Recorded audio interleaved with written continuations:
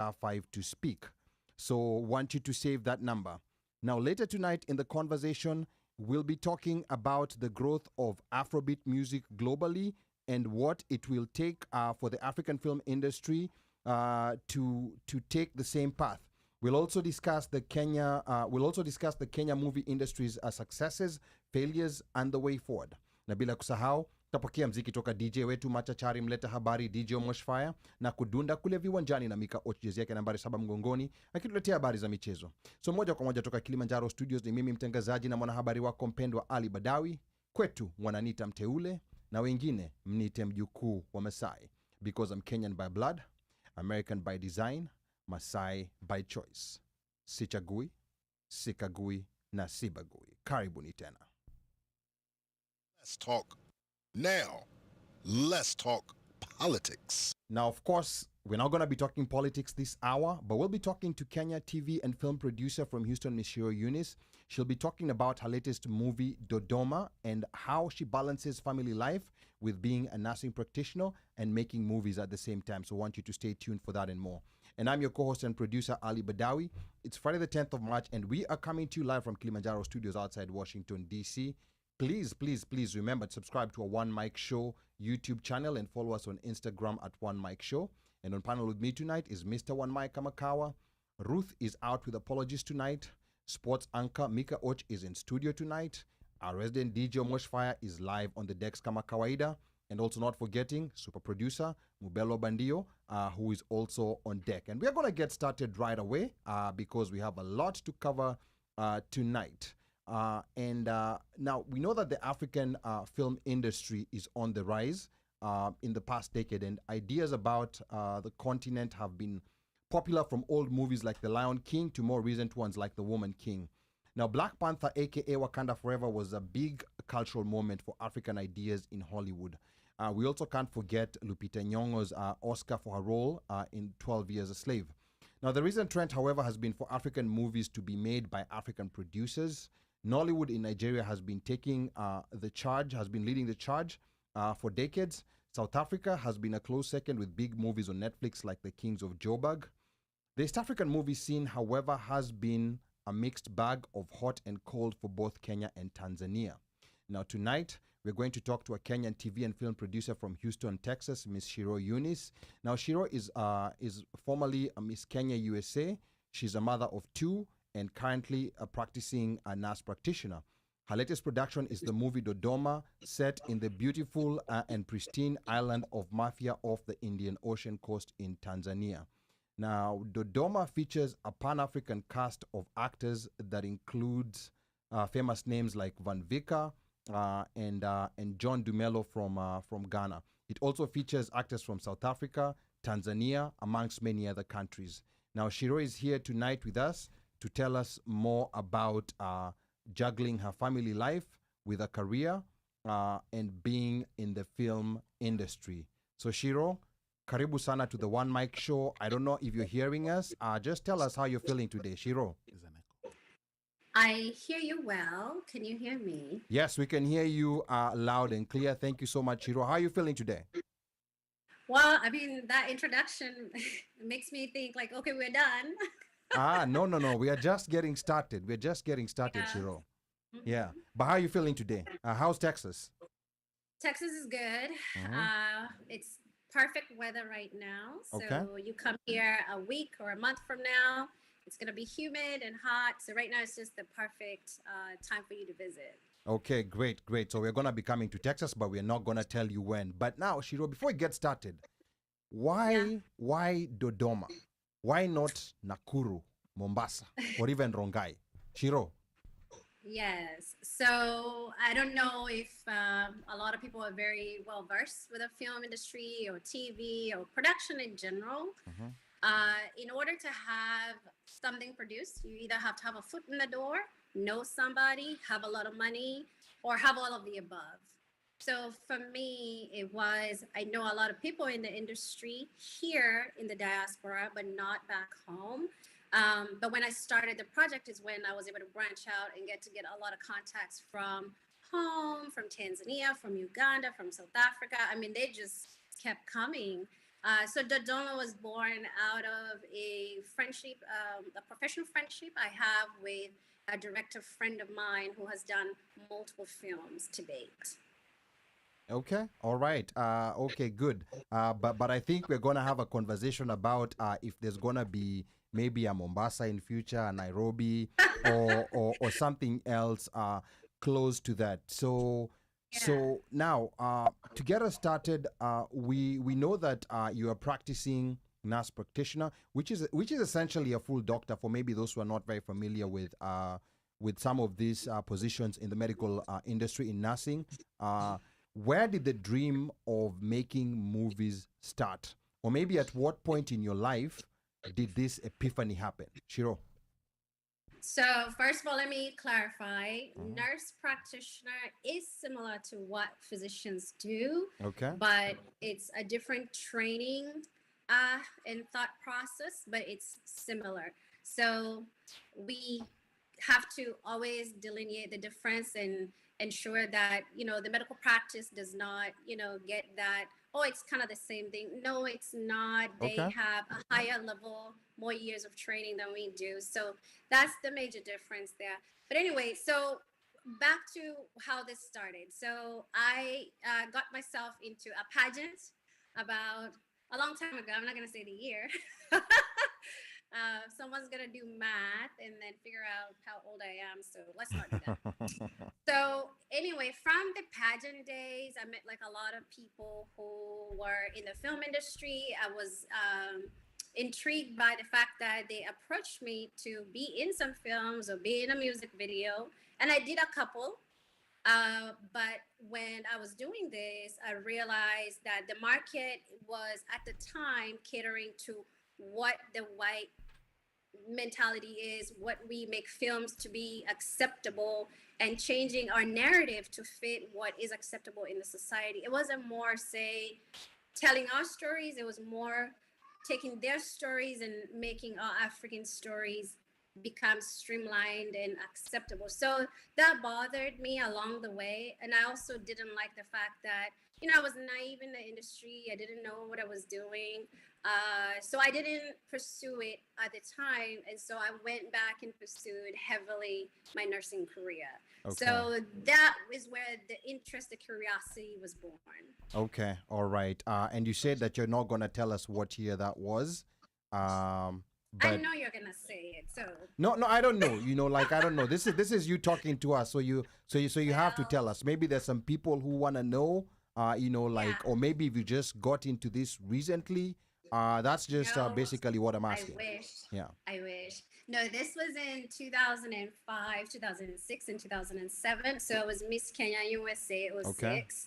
And then I was Miss Africa USA 07. Okay. All right. Okay, that's good. So this is a dream that has been there for quite some time. Okay. Yes, for a really long time. Okay. All right. That's good. And we also know that the art of making movies is not as simple as some may imagine. And yourself being a black woman and new to the industry in a male-dominated space, what are maybe some of the hurdles that you had to jump to just make this happen for you, Shiro? I think one of the greatest hurdles for any business is funding. So if you don't have funding, you really are not going to go anywhere, So that was the biggest challenge at the beginning. And that's probably what held me back for a really long time.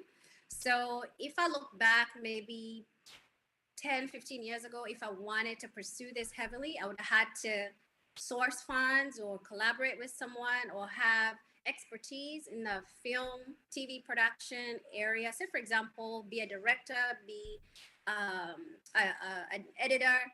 If I had that skill set, then it would have been easy for me to say, hey, let me bring this to the table. You bring your directorship into the table and let's do this. So I didn't have any of the above. And so now that I'm here, it's more or less like I have to figure out, how do I get funding? How do I get a director? How do I get an editor? How do I figure out the post-marketing, the pre-marketing? So all of that is something I sat down with my colleagues. I work very closely with two people. One is an editor, post-production editor, and the other one is the director. And so we came up with the budget, the plan, and we all source each other's efforts and ability to bring this to fruition. And so that's how this was born, is from collaborative effort. It wasn't all me.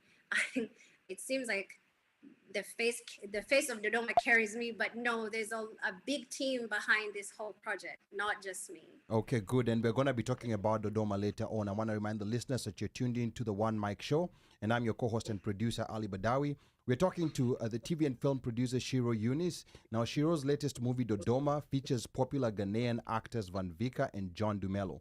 She will later in the hour give us her take and experiences in the Kenyan movie industry, and we shall also be playing a trailer of Dodoma.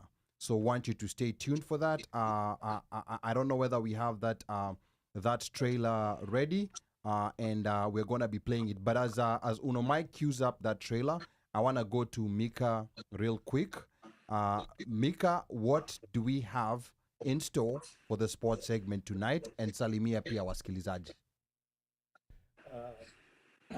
Good evening, ladies and gentlemen. How are you? Happy Friday, another day of happy hours, happy hour.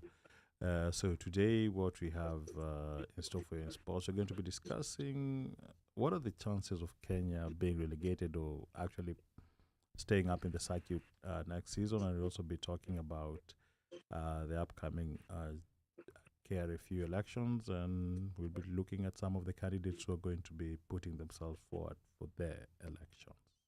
Okay, all right. That's going to be in the sports segment.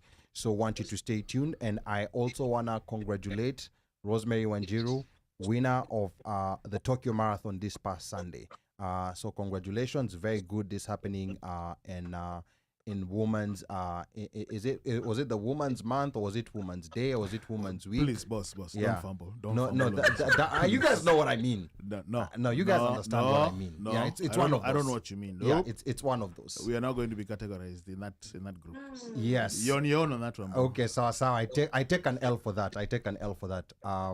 But yeah, like I don't know whether we have that the video queued up. But if not, maybe you can start telling us, Shiro, how you got into the production of Dodoma. Well, it's Happy International Women's Day. That one. There you go. That one. Yeah. So apologies to all the ladies. Ali doesn't know what's going on. I'll take an L for that. Yeah. Anyway, so how did I get into this? I read a lot of scripts to date. I love reading scripts. I like to see them come alive.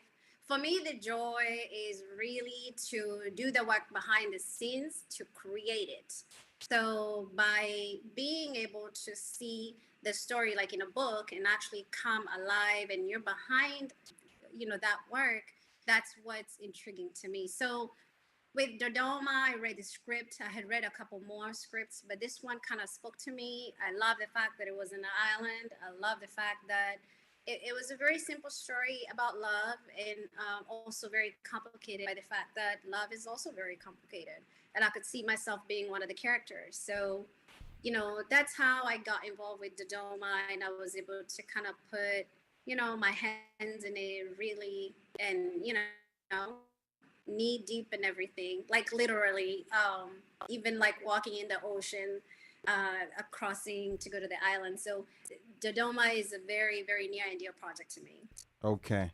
All right, good. And we're gonna be talking a bit more about Dodoma, but we in the casting we're seeing, like famous actors like Vicker and Dumelo from Ghana. Plus, we also have actors from other parts of Africa. How did you land these big names, and maybe how do you source your actors? Yeah. So John, it's actually really easy.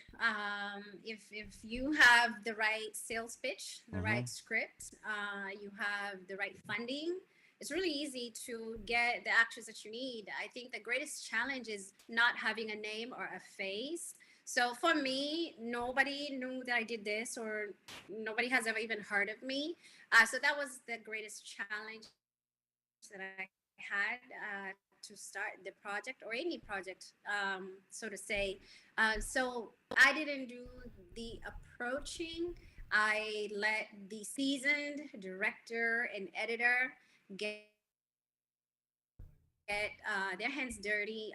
So that's how I was able to mitigate that situation.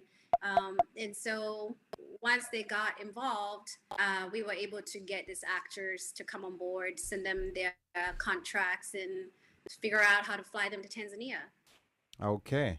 All right. So that was quite interesting. And I also wanna, bring on board the rest of my panelists. I have a full panel here of the OneMic show who have been following your work and just listening through to what we've been talking about. I'm gonna get started with you, Omosh. Omosh, salimia wasikilizaji, msalimie Shiro, and just tell us what you think so far.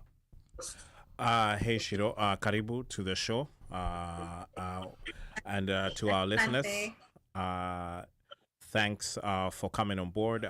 Thanks for being here with us. And so I'll ask maybe a forward question. Do you have any other films in the works, and are they going to be shot in Africa? So I do have two projects that are in the works right now. One's going to be filmed here for sure, either in Houston or in Virginia. We're still going under the contract for that one. The other thing I've learned during this whole process is that I need a lot of gatekeepers to check the script, make sure it's viable for sales. I don't want learning mistakes that I'm starting to incorporate them as I go forward. So it's stalled the process, but I also think it's going to help the process become even smoother than what it was when we were doing the other project. So those two scripts are very intriguing to me, and I'm looking forward to definitely shoot one in the US, and the other one I want to take it to Nairobi, hopefully actually shoot it in Nakuru instead of actually the city. Okay. Oh, all great. right. Okay, that's interesting. Micah? Hey Shiro, how you doing? I'm good. Nice to hear that. I guess my question for me is, I know we have we do have a lot of people who are in the industry from back home who live here. Do you have any plans or anything that works with working with some of the talent that we have that's already residing here in the US, that's already from Kenya? And then also, what or how do you see yourself now being here and doing the directing from the production from producing from here?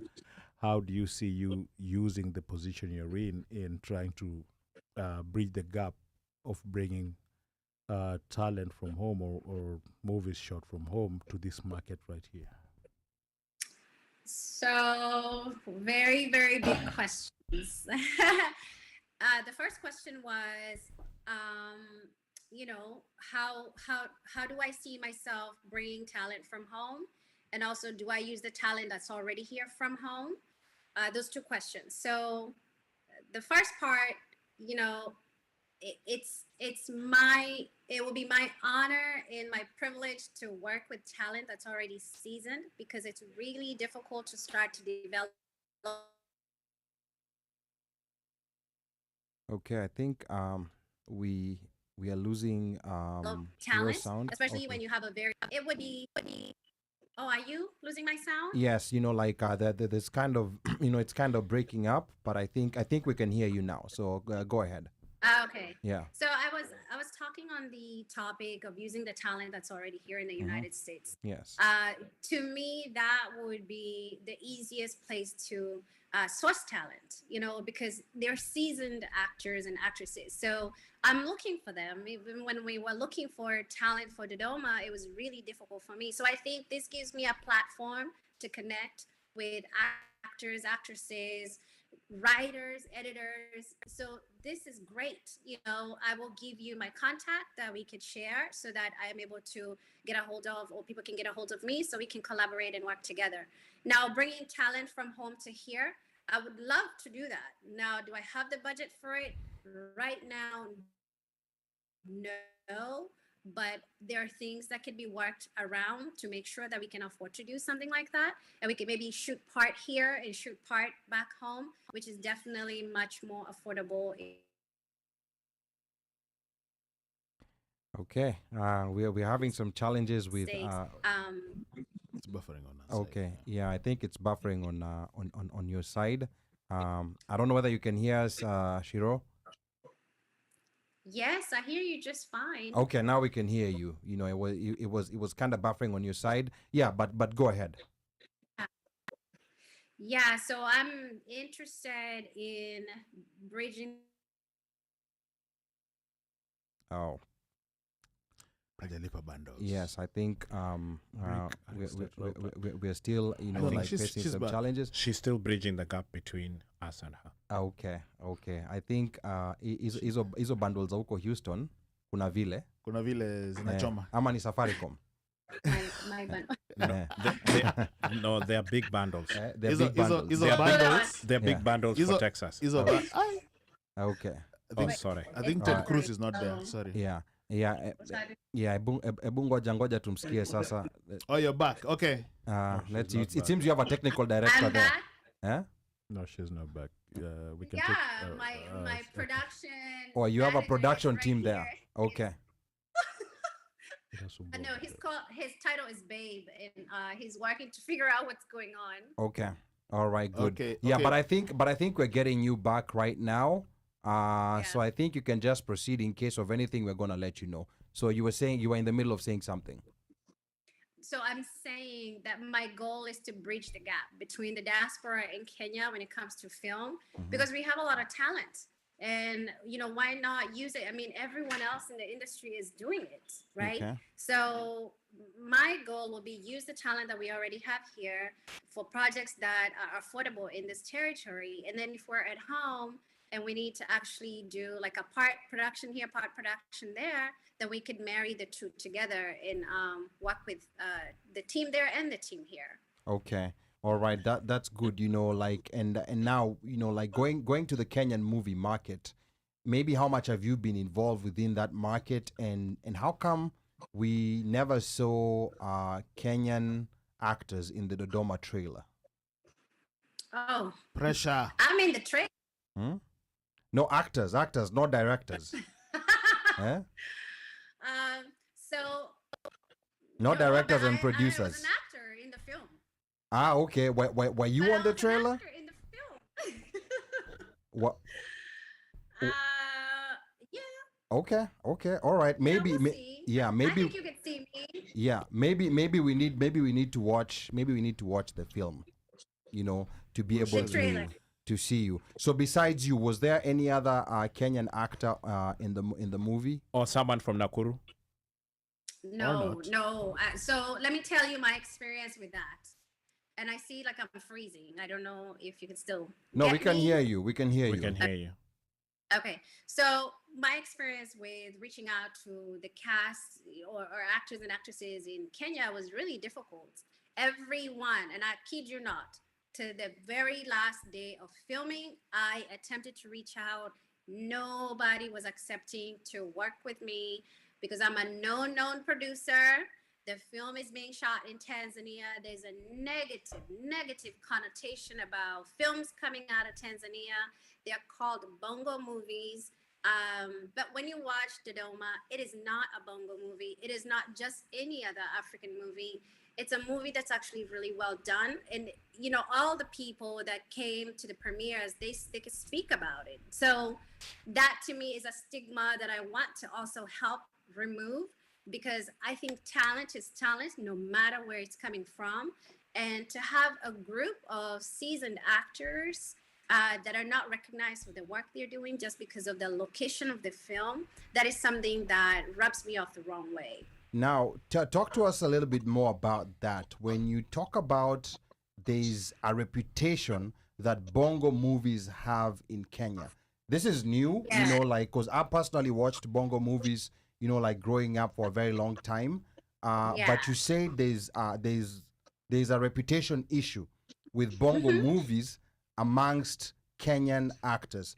Talk to us about that, because that's something that I think is new to most of the listeners and most of us. So I think a lot of people don't know this, but when you look at territory or regions that produce a lot of films, you will see a very similar story. Either they're coming out of South Africa, they're coming out of Nigeria, or they're coming out of Kenya or Ghana or whatever. But if you remember very well, films originated in South Africa and Nigeria, or South Africa, then Nigeria, and then Nigeria kind of, you know, took over. And so everyone that was sourcing product to sell was going to Nigeria to get it in South Africa. And so now the other countries are coming up. So right now, Tanzania is like maybe on the bottom of the list when it comes to films being sourced for the market. And I think that's something people don't really know. It's something I obviously did not know, because when you're looking to invest in something, that is something that would be very imperative for you to know, so that you can know where you're gonna take your product. So now that I'm on this side of post-production and marketing, I'm learning very quickly that territory and regions matter a lot. It's like buying a house in the right location. Is it close to a school? Is it close to the grocery store? So that's kind of how the film industry is. And it's not a linear process. So just because you have a product, it doesn't mean that it's going to sell. You have to have the right person sourcing for you, distributing for you. I mean, you will see films on streaming services that are not up to par, but they're there because someone is behind and pushing that product. So yeah, it's not something I can fix. I don't think I'll be able to fix that, but I can bring this talent up and showcase it and package it in a different way. So hopefully that stigma can wear off, where we can look at all African films and appreciate all territories, no matter where the film is shot. You know what I mean? Okay. So, you know, that's something that took me aback, you know, when I was in post-production. Okay, all right. And a couple of comments coming here, you know, like just based on some of what you've been telling us. You know, and we can see Brown Sugar is already online. Sleodwar, karibuni sana.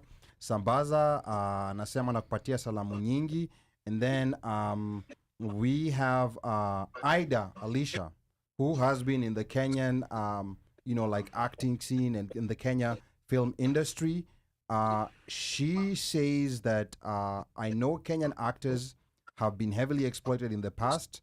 That could be a reason why they are extra careful to work with the newer people in the market. So maybe that's an opinion from someone who's been in that market. Now, when I was talking to you, TSHYRO, you know, like offline before, you said that you were facing challenges, you know, like in getting Kenyan actors, and right here, Ida is telling us that some of the actors have been exploited before. So is the issue maybe the market rate, the market rates that are being offered are not aligning with the market rates that the producers are offering?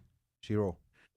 I don't think so. I mean, how then are we able to bring John Dumelo? How are we able to bring Vicker? How are we able to bring Tumi Morake? She's like one of the biggest stars in South Africa right now. She's a comedian and an actress. So I don't think it's about race. I think it's a stigma, in my opinion, just because of the film location and the thought of maybe this is what they would term is another Tanzanian film. Okay, all right. So yes. So then I think that's something that I think we can have a conversation further once we have a Kenyan actor on set. And I want to remind the listeners that you're tuned in to the OneMic show, and I'm your host and producer Ali Badawy. We are talking to the TV and film producer TSHYRO UNIS. Now, TSHYRO's latest movie DODOMA features popular Ghanaian actors Vicker and John Dumelo. She will later in the hour be telling us where to watch DODOMA, or if we can watch it. So we want you to stay tuned for that. But before we continue, there was a question that our super producer had. He's not here right now. but we're gonna get him later on. There was a question that he had regarding, just telling African movies from an African perspective, but we're gonna wait for him to get back, and he will give his question. But back to you, Shiro. From your social media, we noticed that you've been invited to several international film festivals. Maybe please tell us where you'll be going and what these film festivals do for new producers like yourself. Shiro. So, for those who don't know, a film festival is basically like you've met the standards of being appreciated for your work, and you put together a good production, whether it's the production value, the storyline, or say you've engaged like a lot of female leads. So like for our project, the producer is female, the director is female, the two lead characters are female. So it's a heavily female-led product. So when you submit your product to the film festivals, they recognize different aspects of film production and the viability of it to be able to become a sales product to whatever streaming service you have, or VOD, or whatever channel you want to take your product. So we've been invited to 6 festivals so far to date. The ones that I'm most interested in are, of course, the ones that are closer to me. So all the Liftoff film festivals we shall be attending.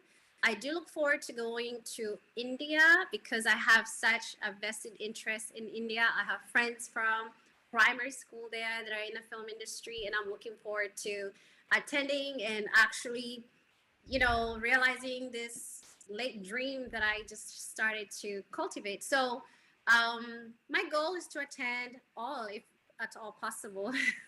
Okay. I am looking forward to the one that's coming up in Nairobi. It's gonna be, I think, in August. So the film festival hasn't opened yet, so you can submit, but I'm looking forward to submitting, and I want to be in Nairobi for that film festival as well. So I can network with people, on a one-on-one, and really get this feedback, get to have contacts, and be able to source artists, like you say, how are we going to bridge the gap? It's a network system that helps us, or helps producers, directors get either cast or crew, writers, editors.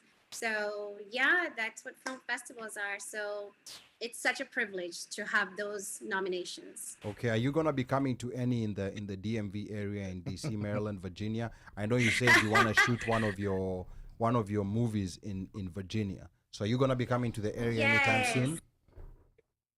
I mean, I'll be coming to film if we decide on that, so we're torn. It's all a budget situation, but the location in Virginia is ideal, and I want us to be able to afford it. So fingers crossed. Okay. All right.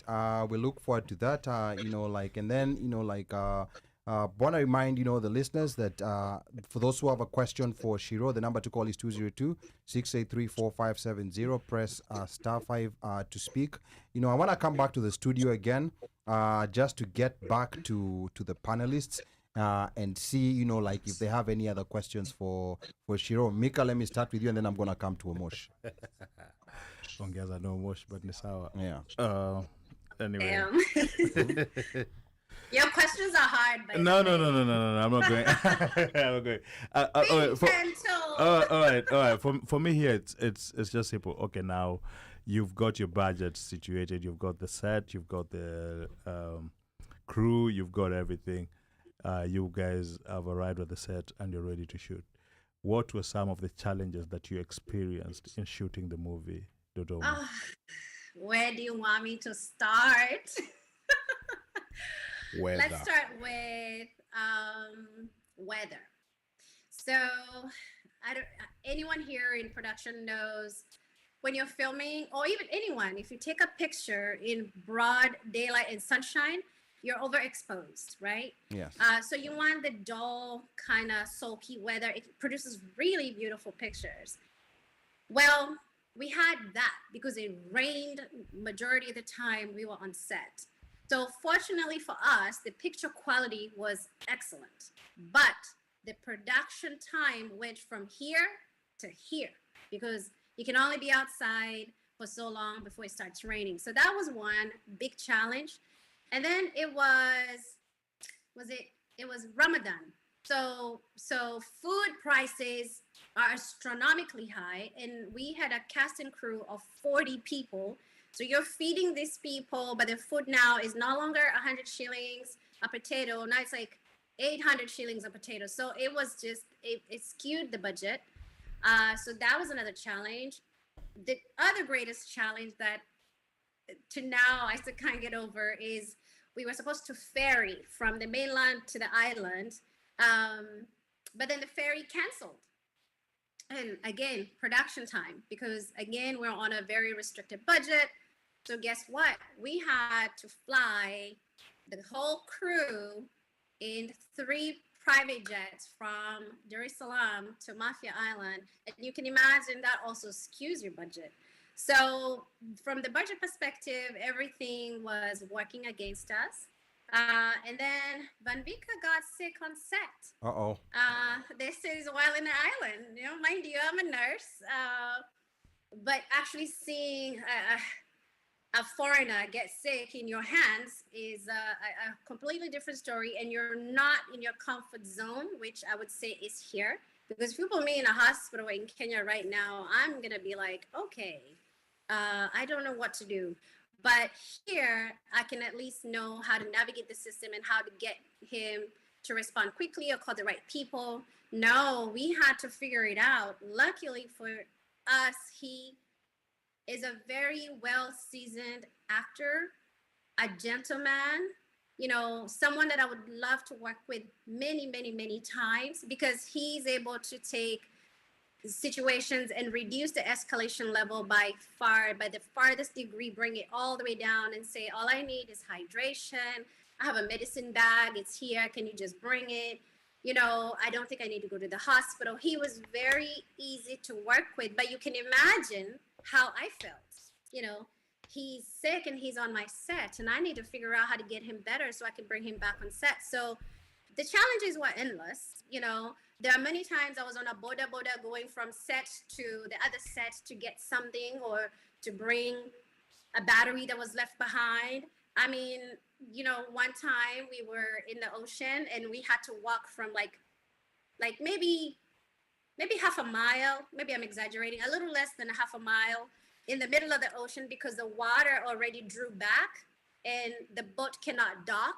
So we had to carry equipment and bring it to the shore. So there were many challenges. I mean, and those are just the ones that I remember at top of my head right now. Okay, all right. That's quite interesting. You know, like some things that you would never even think about, like a ferry canceling. You know, one of the main acts getting sick.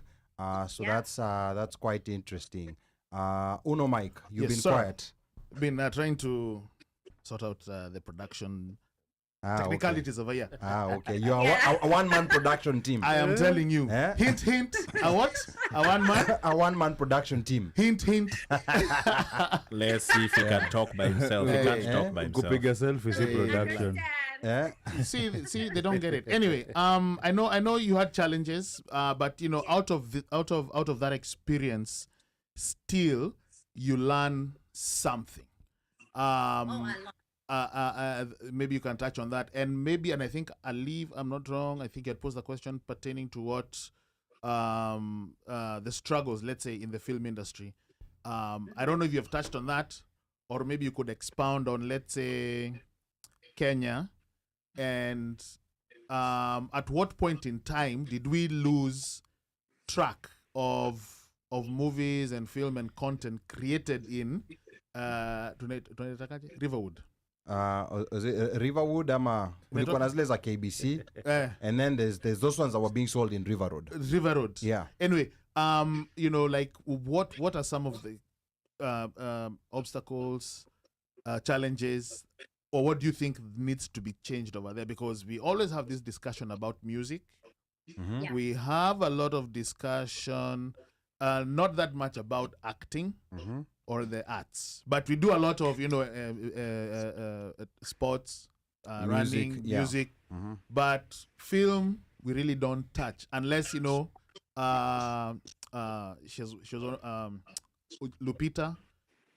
You hear of Lupita winning an Oscar, Githegi, and then all of a sudden you start hearing Kenyan actors popping up in Hollywood. But what are some of the things that maybe we could fix in Kenya?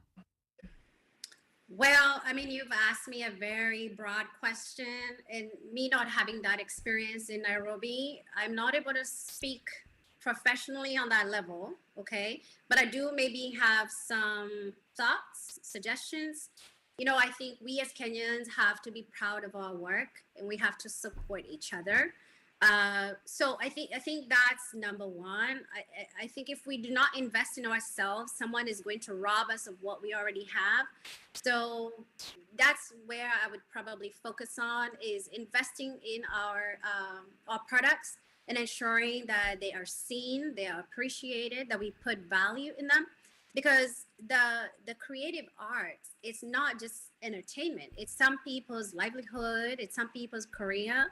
So I think we need to invest it 100% and encourage our children and our youth to go through those channels, because these are viable careers as well. So in my humble opinion, it's hard for me to criticize an environment that I haven't been in, that I am also looking forward to be involved in. So maybe then I can learn more on what's going on in that area. Okay, all right, good. And we have Brenda BK here in the comments saying, Shiro, you did a phenomenal job in the Houston premiere. Thank you. Then, yes, and then there's a Drew Kimani who's asking, are you looking for extras? And you're gonna be giving us your details later on, for people who maybe wanna work with you, partner with you, and all that. Unajua mmoja wao people ni nani? Si Drew Kimani. Unaenda mbali. Tuko na actor hapa star normally. Actually I had totally forgotten. Right here on set. We have an actor. One Oscar Mike nominee. is an actor. I don't know about Oscar nominee, but he featured. He was on a red carpet. He featured in a movie that we actually went on a red carpet. What was the name of the movie again? Jelani. Oh, Jelani, yes. Yes, so we actually have an accomplished actor here. So we're going to share with you. If you have a scene ya Mubaba. Yes, we're going to share with you some of the contacts. And then I think I also have here Mimi Allen. Mimi Allen says, I'm so proud of you, sis. I'm over here crying because we have memories of before all of this. I hear you, and you can use Ziggy if you need a kid. So I think that's someone and we actually have our producer back on set. He did have a question. I'm gonna read 2-3 more comments, and then I'm gonna let producer ask the question. I can see here. Let me see. Steven Bugwa says he's proud of you, and has tagged quite a number of other people to come and listen to you, listen to what you're telling us, and what really people want to hear, and the question, that I think I'm gonna let super producer, bring on board is a question regarding, just doing African stories in Africa within an African context. So Mubelwa Bandio, twende kazi. Uliza swali bana. Approach the mic. Yeah, karibia mic. Don't hata unaweza ziweka pamoja. Okay.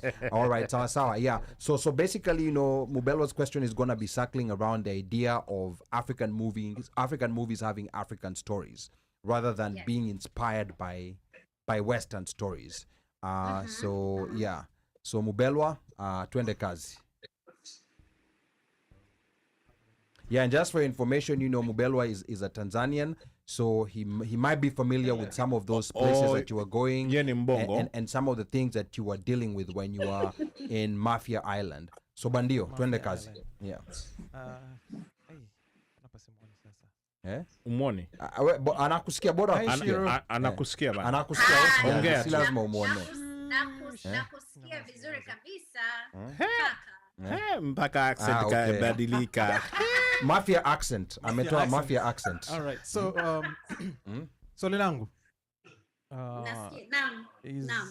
Kuna uwezekano wa kufanya story ya Kiafrika ambayo haitatugawa wa Afrika, kwa sababu naangalia movies nyingi ama hizi films, sijui drama kutoka Tanzania, kutoka Kenya, nyingi ni Kiswahili katika tamaduni za Kimagharibi au Kiswahili katika culture za watu wa Eastern, Waarabu, Wahindi na vitu kama hivyo. Je, kuna uwezekano kabisa ukafanya story, ukafanya film ya Kikenya ikazungumzia maisha ya Kikenya bila kuwa na hofu ya kabila au dini?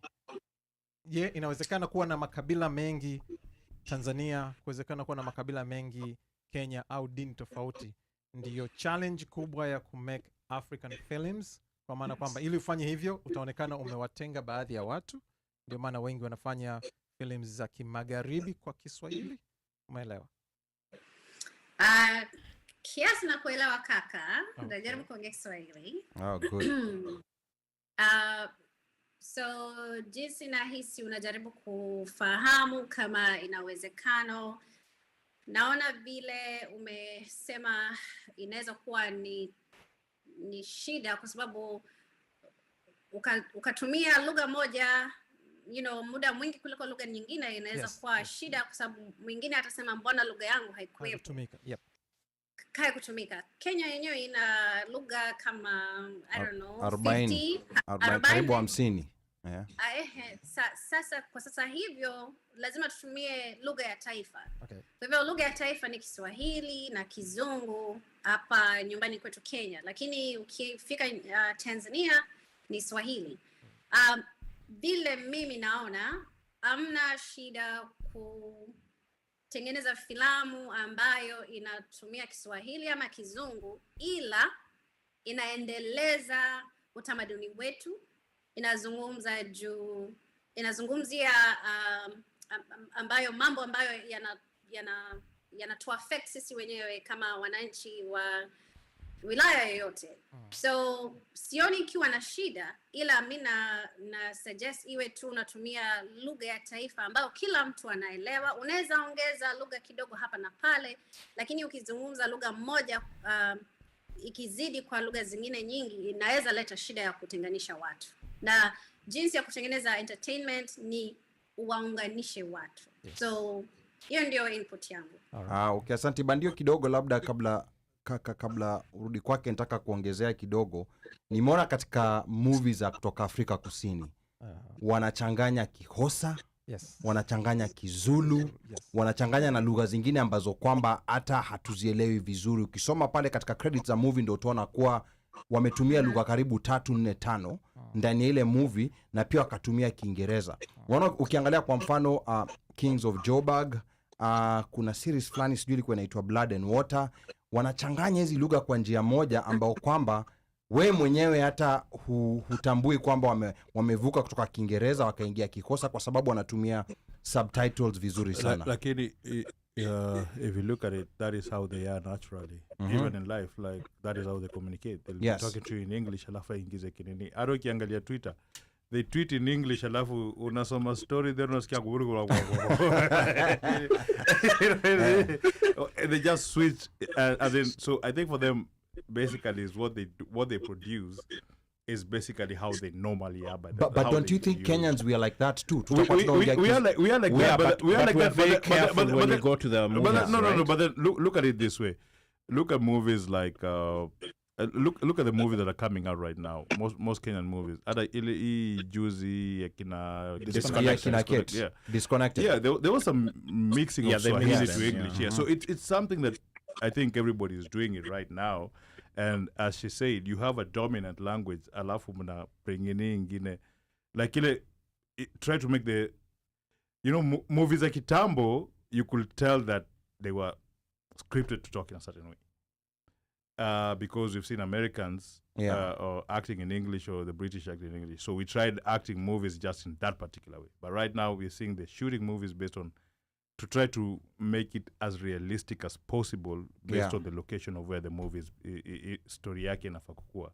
Okay. So for me, I feel they're doing well because in East Africa ukianza kuongeza lugha zote man. Itakuwa ngori. Itakuwa ngori. Bandio. Sijui kama Shiro amekujibu vizuri. Swali la mwisho. Ni nini najua nafuatilia movies za East Africa au filamu au hizo kwenye TV. Kipi ni most annoying thing unapoangalia filamu hapo unapoangalia TV za Afrika Mashariki? Mimi nina shida zangu. Na changamoto nazo. Nafikiri na hii ni kitu kimoja.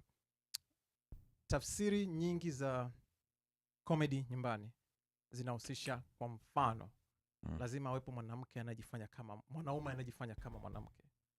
Yani kwao ndio aina ya ucheshi, unajua. Unaona mara nyingi atakuwepo baba mmoja amevaa kama mwanamke, anaongea kama mwanamke na mambo kama na niko naangalia list ya karibu drama nyingi ambazo zinaonekana Tanzania. Zina baadhi ya element ambazo mmoja kati ya watu ambao ni very important, yule crucial, anakuwa ana asili ya ushoga, usagaji na vitu kama hivi. Sasa naanza kuuliza kitu gani kinakukera, kwa sababu hivi vitu vinaingia na kuna body ya filamu, kuna vitu kama hivi. Sasa yeye ni producer, anaona zaidi yetu. Kipi kwake anaona ni changamoto kubwa ama kitakwenda kuwa industry ya filamu na TV East Africa? Shiro, kazi kwako. Habari ndo hiyo. Nasikia harufu ya Ankara. I mean, I'll have to speak English now so that, you know. Code switch. Yeah, I'm not comfortable using some words, but in my opinion, this is my opinion, okay? I think stories should be told regardless of how uncomfortable you are, regardless of your acceptance, regardless of the situation around us. Now, if it's being done intentionally to maybe drive a point home, that's maybe where I could see there's an issue. But if it's purely done to tell a story, to bring about awareness, to educate, to sensitize, then I think there's no problem from my opinion. I think that I'm one of those people that is accepting, because I can't say there's one way to live and I can't say you should do A, B, C, D. I think people should live their lives judgment free. I mean, that's why we have issues with mental health, because people are not being who they are, and we're trying to make them to be the status quo, to do what everybody else has told us to do. We here in the diaspora, you know, and I'm going to touch on this lightly, but it's something that I have seen across the board for the many years that I've lived here. We experience a level of mental health for those of us that had difficulties integrating in this system here, and also raising our families in this system here. It's not as easy as everybody else back home thinks it is. But we experience these things gradually. We don't even see how it impacts us until you hear, oh, so-and-so did XYZ, or so-and-so is drinking too much, or so-and-so, I don't even want to go there, but you all know that. So I think stories should be told as they are, raw, you know, in the true essence of just providing awareness, educating, sensitizing, whatever it is that you're trying to say with that motion picture. I think it should be told. You know? Okay. All right. That's quite an interesting perspective. But going back to Bandio's question, ni nini ambacho kinatukera na movie ambazo kwamba tunaziona kutoka Afrika Mashariki? You know, I've personally been a fan of bongo movies, you know, for a very long time. I've been watching them, but there's one issue. Na Watanzania mtanisamee, lakini mimi nitasema. Watanzania mtanisamee, mimi nitasema. Kumekuwa na issue kwa muda ya translation. Zile subtitles zinapokuja, Unajua okay, mimi naangalia movie ya Kiswahili naielewa, lakini zile subtitle zinakuwa distraction. Kuna movie moja in particular ambao nilitizama kitambo kidogo. Movie yenyewe pale mwanzo ilikuwa imeandikwa PARTY, Party 1. So my expectation was kuna sherehe, kuna party ama kuna kitu kinaendelea. Sasa nilipoangalia sehemu ya pili na hakuna party, ikaandikwa PARTY 2. Party 2. Like na spelling ya Kiingereza. Party 1, Party 2. This is a movie that I was watching. So mimi ushauri tu kidogo ni katika mambo ya subtitles, kwa sababu najua subtitles ndio inamuongoza yule ambaye kwamba hazungumzi Kiswahili. Na kuna mambo mengine, kuna translation tu zingine pale ambazo zilikuwa na matatizo. But ningesema hapo kidogo tujaribu kujimarisha, kwa sababu ilikuwa ni distraction kwangu. Labda mtu ambaye haelewi Kiswahili hatajua ni mambo gani inayoendelea, lakini kwangu kidogo ilikuwa distraction. Na nimeona bandio amekaribia Mike pale, sijui anataka kutoa jibu. Anatetea watu wa Kagera. Kwa sababu Ali anajua. Anatetea watu wa Kagera. Mpaka kwenye Facebook nimekuwa na screenshot hizo na kuziweka pale. Lakini sisi tuko kwenye aerospace. Wakati mwingine tukipata kazi kutoka Tijuana, it's like you get what you pay for, si ndio? Yeah, ukitegemea kwamba uwezo ukainvest $100,000 katika. Wow, this sounds like Changamoto Central. Huo ni ukweli uchi. Yaani kutranslate party 1 to party 2. Kwani kuna ukweli umevangua? No, lakini na kweli Bongo wana movie nzuri sana. Yes, yaani hizi movie ukiziangalia, budget my friend. Yeah. But translation surely is a budget thing. Yeah, ili waweze kumlipa mtu. Kwa hiyo Yes, it is. It's a budget issue. It's a budget issue. Yes. Yeah. Sasa swali ni kwamba would you rather uharibu kila kitu? Yeah. Even Kwa Google sababu ya Translate. budget au ni afadhali usiwe nayo? No, Omosh, angalia, unajua mimi na bandio tumefanya kazi za translation. Translations kazi rahisi. No, I get. Hata kama unafahamu lugha zote mbili. Translations kazi rahisi, especially ikifika kama kwenye movie ambayo inakuwa. Alafu kwa movie unajua unafaa kukapture. Then don't translate. Unafaa capture emotion ya hiyo type. Yeah. Then don't translate. Ndo nasema kuna wataalamu wa kufanya hii kazi. Hata Netflix kuna movie ukisoma subtitles. Boss, kwanza Netflix niko na subtitle, I keep it moving. Utaja kwa movie. I keep it moving. Okay. And now that you brought up Netflix, let me ask I had a Netflix question. Damn. No, don't feel too bad. So, as a movie producer, an African movie producer, actually a Kenyan movie producer, where do you see challenges in getting more Kenyan movies onto Netflix? Keeping in mind that the head of Netflix programming for Africa is a Kenyan. You don't have to answer that question if it's a little difficult. Ama hauna maoni kwa hiyo. I mean, I'm still licensing the film, right? Okay. So I have to. Okay, you can make it light. You can make it light. Is there? Do you find that it's an issue for Kenyan movies to be put onto the Netflix platform? I think any film from a no-known person, no contact person, is going to be difficult to put it in there. But I also think that once you put it in there, you have a good product, you have a good story, you have something worth telling. I think it's a no-brainer, and it's just a matter of time until you're able to stream everywhere. Now, how do I feel about the lengthy, non-linear process to go through this whole,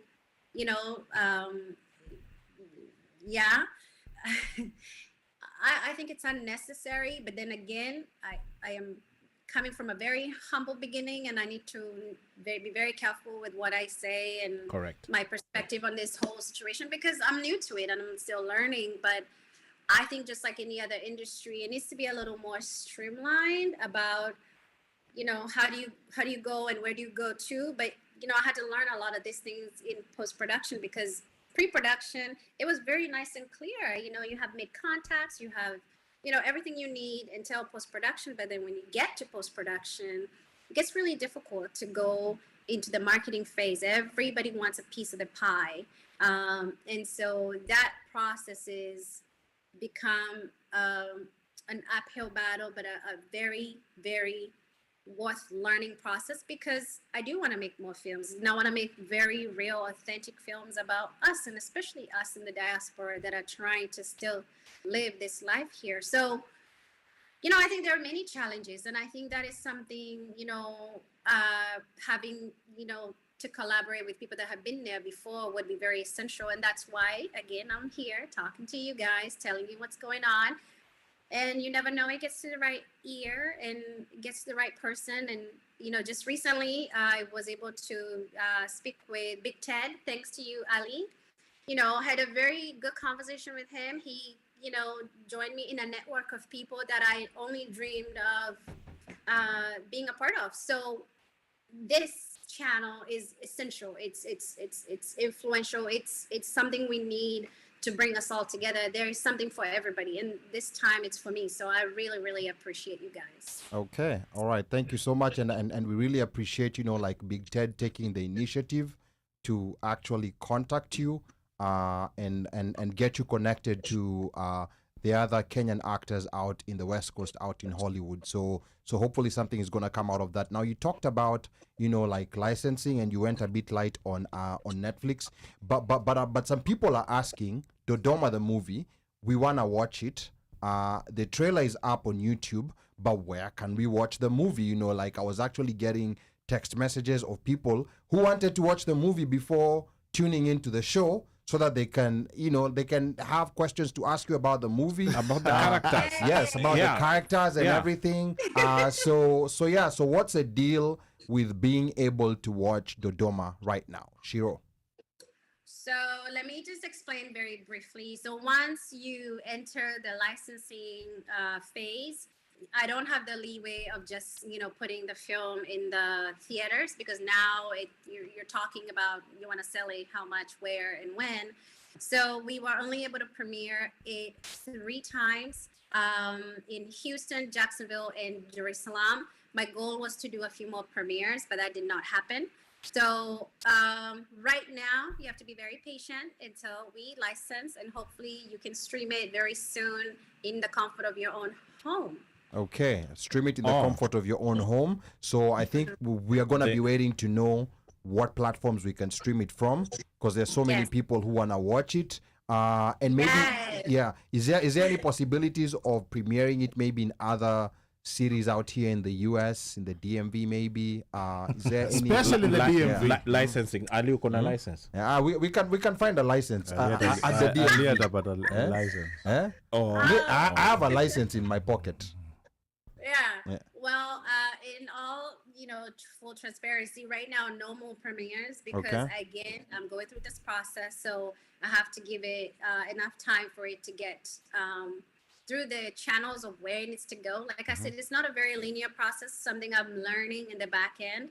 Had I known, we would have squeezed in that DMV premiere when we were talking, but I was exhausted. My kids needed me, and you could have come with the kids. In fact, Ali is a very good babysitter. No, we are babysitters here. We could have babysat the kids. And Ali counts in Swahili, so some of those things even work. That would have been wonderful, but you're telling me now. So next one, I'm bringing them to you for babysitting. Bring them. We are gonna babysit them. I saw a few quick comments here coming. Like while we were having a conversation. I see Ida Alicia says that there's Kenyan Tanzanian film on Netflix called Married to Work. It's also a prime example of that and of the collaborations across countries, which is very good enough. Sean Leonard says Nairobi Half-Life, classic example. And then I can see Eve Mother from Texas says, at some point, African movies must be diverse and not constricted within heteronorma. Oh my goodness, I don't know what that word is. Heteronormativity. Ndio mnaona ushoga pia ni muhimu kwenye filamu. So yes, that's also, like a strong opinion. But if tupatie definition ya heteronormativity, because me, I'm seeing that word for the first time. Najua si watu wakuongea Kiswahili, si words kama hizi hapa hatujui. Ati heterongoa? Heteronormativity. Ish. Yeah. And for my friends in the mountain, please, please. Don't even try to pronounce They- it. Kagarie, Yeah. They need a, please. they need a Don't even translator. try. Nani, They need a thank you. translator. Yeah, Thank you very don't much. even try. So Eve, please give us like simple words to use in place of those ones. Now Esther Mulusa here also has an interesting comment. She says it's hard to censor films nowadays. I remember working for the new KTN where my job was to censor all incoming TV programs. I had to cut anything political, any bedroom scenes, or anything that rubbed the Kanu regime and the church the wrong way. LGBT content was a no-no. The clergy were part of the film and censorship board then.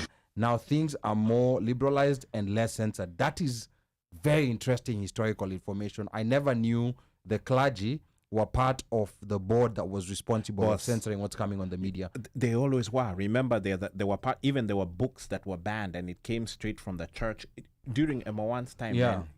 Then, what's this guy? This actor, Charles Bronson.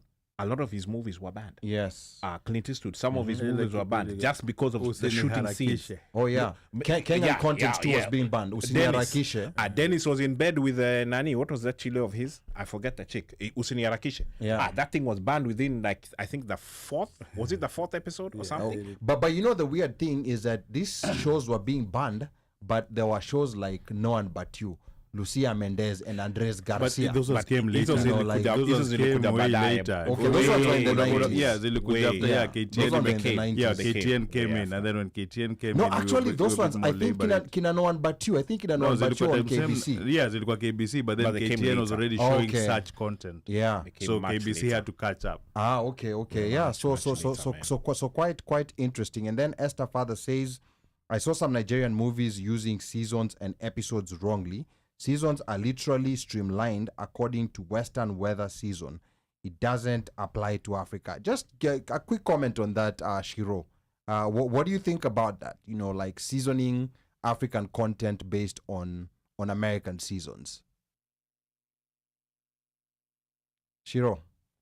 I lost you there for a second. Yeah, so I so lost you for a second. yeah, Esther Mulusa was saying she saw some Nigerian movies using seasons and episodes wrongly. Seasons are literally streamlined according to Western weather seasons. It doesn't apply directly to Africa. So, what's your thinking process on African movies seasoning based on America, the way Americans season their series and their movies? I think that's a very technical thing. It depends on your market. Again, you have to look at the territory and where you're selling your product. So it has to be in alignment with where you're planning to send your product. So I think that's more of a technical thing.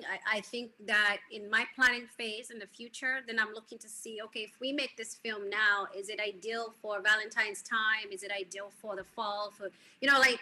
So I try to plan out that better now because I have that in the back of my mind, because that's not something you readily come into a new scene knowing. So I think it's territory based. Okay. All right. Good. And then also an interesting question coming from Sean, asking whether if there's any movement in getting Showmax available in the diaspora, because a lot of people, Showmax is a platform in Kenya for watching movies. Forget about that. He Yeah. can come and see us. Yes, I know. VPNs and logins. Sorry. I know there's the panel here is IT heavy. Sorry. The panel here is IT heavy, and they may or may not be, watching Showmax against the. But anyway, that's a conversation. That will never happen. Showmax is- Sean, Showmax because Sharing is dirty geo-blocked. road tray. Yeah, It's- that's it's an inbox geo-blocked. conversation. it's never gonna happen because Showmax is their. It's like their Peacock. Right? Okay. Peacock is to Xfinity their cheaper streaming version Okay. of all their content, and they've paid for that. But they've paid for this market. So Yeah. Showmax already shows In Premier League Africa. football. Okay. That alone shows you that it can never cross from Africa because they've paid just for the broadcasting license for Africa. Okay. So hiyo kuna njia zingine za kuona Showmax. Tuone kando. Yeah, Tuone kando. See us behind the tent. Cheza na kasha. Usiwahi goja hivyo vile unagoja. Okay, sawa. So that's Copywriting. yeah. So that's a Showmax issue, and Sean says this would be a game changer. We can also use our own platform versus Netflix. Lakini I've seen Prime Video in Asaidia. And then Ida Alicia here says the church is even in the board of the people discussing LGBTQ rights in Kenya as we speak. It's sad how brainwashed by religion our African countries are. I'm gonna make a quick comment on this, and maybe some people may not like what I will say. Yeah, Go for it, Ali. Maybe some people may not Go like for it, Ali. when Tell the truth. What did Bandio say? when we are creating Uchi. Yes. when we're creating content, the best content is usually the most authentic content. You know, Americans usually have ruled this space because they create content based on what they go through over here. The LGBTQ topic right now is very hot in Kenya. You know, it's being discussed in parliament, it's being discussed on social media and so many other spaces. But here is my view on content creation. And in content creation, we are content creators ourselves. Things should be open to authenticity, especially movies. A lot of authenticity pays off. So I'm saying, even when we're creating LGBTQ content within our own movies, let's create this LGBTQ content within our own context in Kenya, in Africa, and not what's happening in the US. I'll give an example. In America, the culture here is pageantry when it comes to LGBTQ. There's a lot of pageantry associated with it. We don't have a lot of that. Yes, we do have LGBTQs within our country. There's no dispute about that. Right. But pageantry is not part of how that public expression is done. It's done very differently. So for me, I'm saying, let's find how we authentically express, how LGBTQs authentically express themselves within our society, and bring that in movies, rather than bring an American model into our movies, which is what brings the problems. Which there was that one scene, I think Ida Alicia was talking about it in the Disconnect movie, where there was a semblance of an LGBTQ scene in the bathroom. I don't know whether you guys watched the movie. You've just spoiled for some people, but okay, carry on. Or remember, no, I've not spoiled it. There was just a semblance of it. It wasn't really LGBTQ, but there was a semblance. There was an expression of it. So my request to people who are making movies, to producers, to actors, and everything, when we're creating our authentic content, let's authentically create content. So let me ask you a question. Let me ask you a question. Yes, go ahead, Micah. Kwa sababu mwonge upuzi mingi sana hapo. What is authentic African LGBTQ content and authentic American LGBTQ content? So I'll tell you, what's authentic in America is pageantry. In America, LGBTQ pageantry is very accepted. Okay. Yeah, it's very accepted. That's still not that the LGBTQ people do not want that pageantry, but it's still within our society. Because remember, even America, that pageantry is also very recent. They evolved to where they are today. We also have to evolve at our own our own pace. And that's the thing. We are evolving at our own pace. Yes. Whereby, this is where we're evolving, right?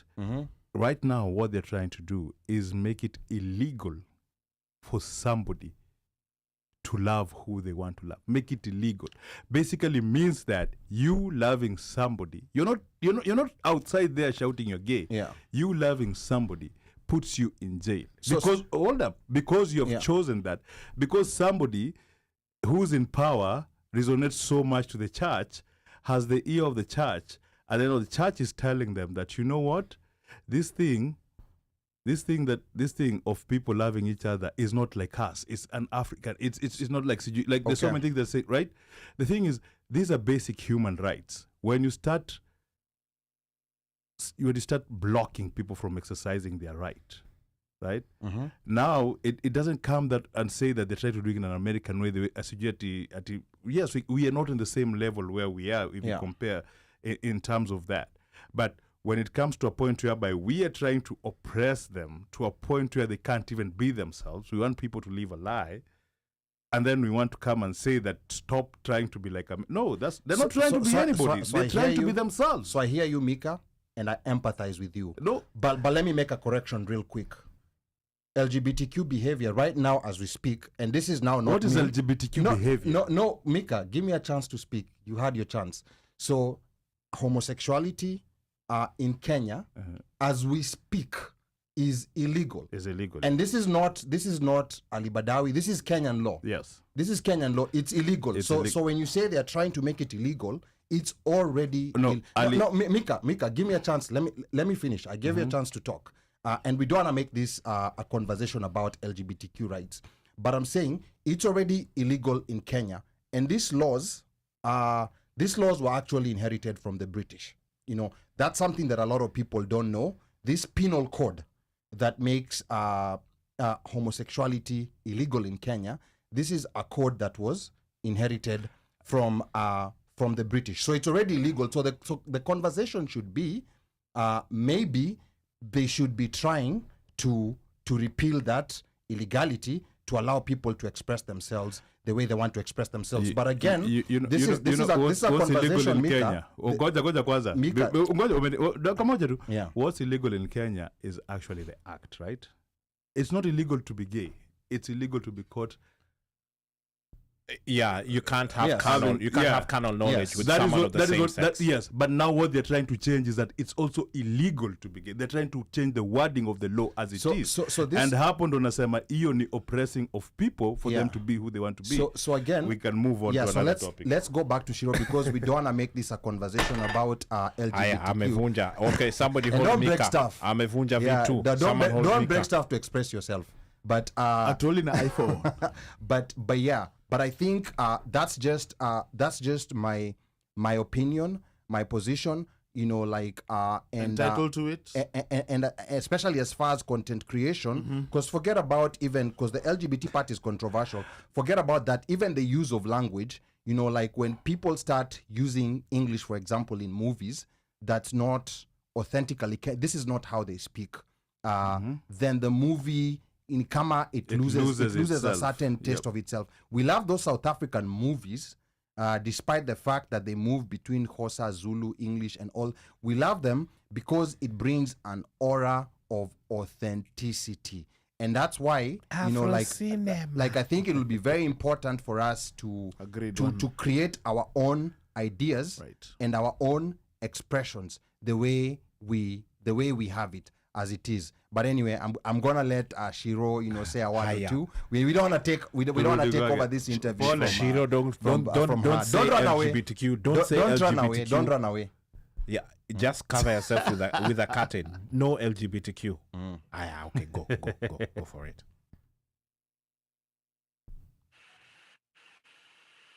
Shiro, can you hear us? Yeah, I can hear you. What was the question? I'm so sorry. Oh, you had zoned out. So Unajua kuko na swali. These guys were stuck. Actually, there was no question. We just we went on a tangent. There. no, There no, was we went question. on a tangent. You know, like basically we were disagreeing with Mika. I was personally saying, you know, it's okay. You know, like when it comes to those to our African content to have that LGBTQ content, but I'm saying we should have it within our own context and not within a Western context, because our movies already have that problem of having a Western context on so many different things that we can very quickly tell that this is not authentically us. Valentine's. Yeah, we can tell this is not authentically us. Forget about Valentine's. There are so many things, even in the use of language, even sometimes in the way English is used, you can clearly tell this is not how naturally Kenyans or even Tanzanians speak. And that's why I was saying, you know, like, let's try to find expressions that are authentically ours. And I know this is a very divisive topic. We are never going to agree. But Shiro. No, I honestly, my opinion is you have to be able to tell the story that you want to tell. You know, are you able to do that by Ali's way or your way? I think as long as you could translate what's in writing into a motion picture, and people can watch it and say, oh yeah, I could relate. You know, I think it's heavily on who's doing the writing. And unfortunately, we are influenced by the Western culture in so many ways. So what's authentic of us has eroded over time. And we are finding our way back by taking steps back and remembering that we matter. Our stories are beautiful. Our stories are great. And you could see that on Netflix. Like right now, there's an eruption of more and more films and TV series about who we are, where we've come from, how we are here, how we migrated from these many countries to the Caribbean, to Portugal. And so you can see us trying to find ourselves despite the many 500 years or more of eroding ourselves out of, eroding our cultures out of ourselves by the Western world or whatever other parts of the world that, colonize us. But I think you could do the story in both ways. It just depends on who your audience is. You need to be able to communicate to your audience. All right, thank you so much. I just want to remind the listeners that you're tuned in to the OneMic show. I'm your co-host and producer, Ali Badawi. We're talking to the TV and film producer, TSHYRO UNIS. Now, Shiro's latest movie, DODOMA, features popular Ghanaian actors Vicker and John Dumelo. She will later, be talking to us about, just African movie content. So I want you to stay tuned for that. But before we continue real quick, DJ OmoshFaya, are we going to have hit or miss tonight? It depends on the context of your audience. Oh, no. Yes. Okay. Okay. Should we make Shiro take part in hit or miss? Ama we forgive her. I think we can we can incorporate a quick hit or miss, okay, and have her be part of it. Okay. This should be interesting. All right, Tawa, we're gonna figure that out. But as we try to wrap this up now, Shiro, real quick, in terms of support for African film creators like yourself, where's the missing link from the community, our media, our embassies abroad, our government? Where do you feel like maybe a better job can be done to support creative ventures like yours that push African stories?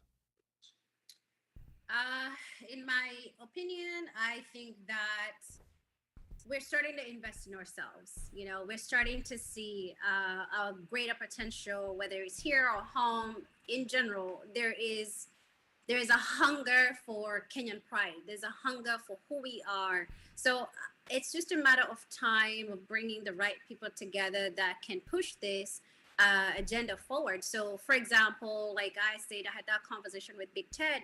His biggest goal is to bring creatives together, and whether it's not his job to make it happen, but I think it's the job of people like myself that are hungry to provide this type of narrative, to collaborate with other people and bring forward this very big industry in a different way, or in a bigger way, should I say, in a bigger way, because it's already there. We have the talent. We have, the best of the best when it comes to acting, when it comes to editing. So in my opinion, I think it's just a matter of bringing people together in order to bring up a better platform. So whether it's networking, putting those networking opportunities and on like, say, for example, a portal for this creative people are creating an email network, just bringing people together and finding that system that brings us together is going to help grow this industry in a different way. So I think, it's not one person's job. I think it's everyone's job. I think we should all try to do our part in making it successful. Okay. Yeah, and before again, before we let you go, you've been balancing your career. You have 2 children, you have a family, and you still, you're still a practicing nurse. How do you do that? You're in Mafia Island. Mara, you're saying you're going to India, you're gonna be going to Nairobi. How does that all work? And we know as a nurse you can't work from home. She carries a medicine bag. Yes. So something wonderful happened during the pandemic. It opened a world of opportunity for a lot of people, because a lot of people lost jobs, but then a lot of people started to innovate ways to make money. And one of the ways was to either be on social media and TikTok and whatever. So no, I'm not doing any of that. So don't go looking me up for that reason. But I was able to get off the bedside. I was pregnant with my son during the pandemic. And so I couldn't work. It was such a great fear of you're going to get sick, the baby's going to get COVID. And he was born right when they declared it a pandemic. So rightfully so, I was taken off the bedside and I was able to work remotely from home and do clinical things that didn't require me to be touching the patient. So out of that process came a natural ability for me to figure out what else can I do that doesn't involve me going to the office and I can work from home. So then I started a consulting company. And so now that's what I do. I can work from home.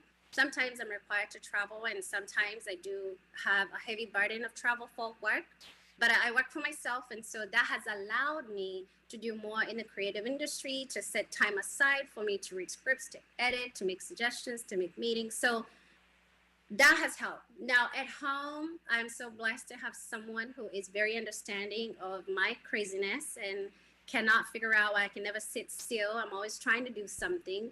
So he's very supportive. I have one of the best partners anybody can ask for. My children, thank God for them. They're still young. So when mommy goes missing for 2-3 days, they're easy to forget, but they're quick to remember, bring me something. So they're in that phase where it kind of works. But my parents, they helped me through the phase of DODOMA. They, took care of my kids for the 3 months I was out filming. My sisters, God bless them. Everyone in my family has been very supportive of me. So it's not just me doing it. I am not a superwoman. I am just a blessed woman with a family that has rallied behind me and try to help me through the journey. And I have great friends who, when I say I have a premiere, I want to premiere the film and I want to do it small, like 30 people, they're like, hell no, we're going all the way out.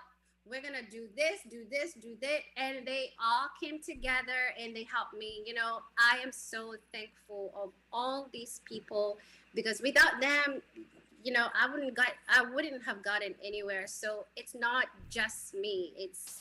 I have a whole tribe behind me that is always pushing me and cheering me on, telling me you could do it. But, it's also hard for me too, because I go like, am I doing the right thing? Should I keep pushing? So it's all a combined effort, I have to say. So. Okay. All right. That's pretty good. And to those people maybe who are, like mid-career professionals, like in nursing, in finance or in other career fields, who've always wanted to get into the movies. What's your advice to them right now? Because it's one of those things that seems very risky to do, and people like staying within their comfort zones of where they are, where they're getting a paycheck. So what would you tell these people, Tshiro? I would say that not all acting is 100%, a full-time job. Like someone asked, can I be an extra? That's still considered acting. Sometimes you just need it on set for 2 or 3 days. So that's not a full-time job. So you can, have the shooting schedule and you can take time off. So yes, you should go and do it because guess what? When it's 10 years later, you're going to be like, well, why didn't I try to do that? So then now you're like doubting yourself, should I still do it? So I think when you have a desire to do something, I think invest in it. I think try to put some time aside to figure out how can I best do this without quitting my job or without quitting my stable income. And I think it's doable. It's just a matter of you trying to figure out how best to do this, maybe ease into it, maybe not quit your job. I did not quit my job. I created another stream of income that doesn't involve me having to be physically in a building, every day of a work week. So there are many ways to skin a cat. Okay, many ways to skin a cat. And now, before we let you go, there are people out there, maybe organizations or stakeholders in the movie industry that want to get in touch with you. What's the best way to reach you and also give us your parting shot? Tshiro. So the best way to get a hold of me right now is TSHYRO @icloud.com. That email is dedicated to nothing but film. So it's TSHYRO @icloud.com. Please shoot me an email and let me know your interests. You want to collaborate, you want to produce, you want to write, you want to edit. I have a lot of scripts, so it would be nice to have someone else take a look at them. And likewise, if you're looking to be an actor and actress, it's good to have a portfolio and have a database put together for anyone that's willing to be a part of the film industry. Again, I say we're looking, so hit me up, send me a nice little email, just tell me what's up and what you're looking for, and even just get to know me, or your comments about the trailer. If you were at the premiere and you didn't get to say anything to me, feel free to drop me a line or two. Did you say parting words? Yes, parting shot. What's the last, anything that maybe we might have skipped, you might have missed, anything you want to say? Hata kama is that you love the One Mic show, you can say anything. This is your free time. Especially that. Yeah. Well, bribe me enough and I'll say just about anything. Don't worry, we're gonna see you can. Brown envelopes, don't worry. Okay. Well, I don't want anybody to get the wrong idea. It's been a challenging journey, but a very gratifying journey that I wish I had done it earlier or sooner. I have no regrets at all. I just wish I had invested more time to go through the process, instead of being impulsive. I am known to be very impulsive, and when I mean to do something, I will get it done, come rain or sunshine or high waters. It's gonna get done. That's just who I am. Maybe it comes from my training, but thank you to everyone in Houston. When we had the premiere, the tickets sold out and people came in and there was standing room and they stood to watch the film. So believing in me, not having even done anything like that before, was completely humbling. To this day, I cannot thank the Houston crowd enough. I want to thank the people in Jacksonville. The people in Dar es Salaam were extremely, extremely supportive, even coming from the president's office. It was really nice to get those words of encouragement. So, if you feel you have a dream and you want to do something, I think you should do it. So I think don't wait till tomorrow to say, I wish I had done it. And I want to thank, Ali, the One Mic show, for calling me and texting me, come on the show. I didn't know why you wanted me on the show, and I couldn't think of a reason why I would be on the show. But now that I sit here and have this conversation with you, I feel it's necessary because that's where I can get more collaborators. So thank you to the One Mic show for providing this safe platform for us to come here and talk about our art, careers, whatever it is. A big thank you. Okay, thank you so much, Tshiro. This was very nice, and with that said, this is it for now. But I want you to stay tuned because Tshiro may still remain with us for the Hit or Miss segment. We're not sure. I know she has brown envelope. I know the two kids are waiting for her. No, maybe we might issue her with a brown envelope. So maybe. So it's bath time, so I have to put them in PJs very soon. Okay, all right. But we also want to remind the listeners that we have a sports segment starting in a few minutes. Micah, real quick, remind us what we're going to be talking about in sports. Rugby in the sports segment. LA, Vancouver, and KRU elections. So I want you to stay tuned for that. Alafu social segment ratupigia story LA ama. So i social segment hiyo hapo, wacha watu wangoje social segment ndo apiga story ya LA, na ndio watu hapo kwa LA bando apiga story ya LA. And for those on YouTube, I'm not sure if our YouTube stream is still up. It will come to an end, but you can join us back. You can join us back here on Facebook for the sports and the Hit or Miss segment that might or might not be featuring TV and film producer TSHYRO UNIS. Tshiro, asante sana. Come again. Mimi ni mtangazaji wenu Ali Badawy aka Mjukuu wa Masai, and you're still tuned in to the One Mic show. Thank you so much. Ladies and gentlemen, mabibi na mabwana, this is still an encore presentation of the One Mic show. Remember, tell a friend to tell a friend to tell a friend that the People's Kamkonji is about and will always be in full effect. DJ Imachachari Buda Boss, dakika 15, twende kazi.